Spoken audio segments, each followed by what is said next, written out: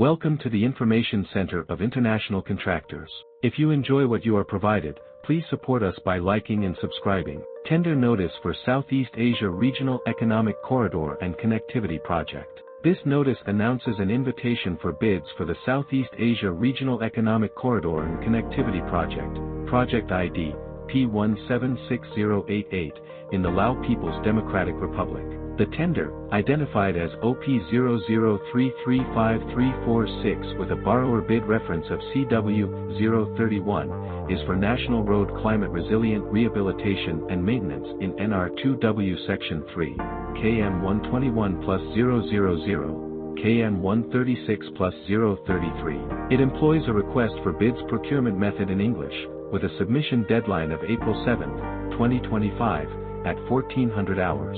The tender was published on January 24, 2025, by the Ministry of Public Works and Transport. The project, financed by the World Bank under IDA Credit No.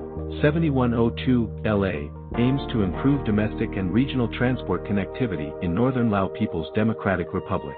The contract, using an output and performance-based road contract, OPBRC, includes a 3-year construction phase followed by 7 years of operation and maintenance.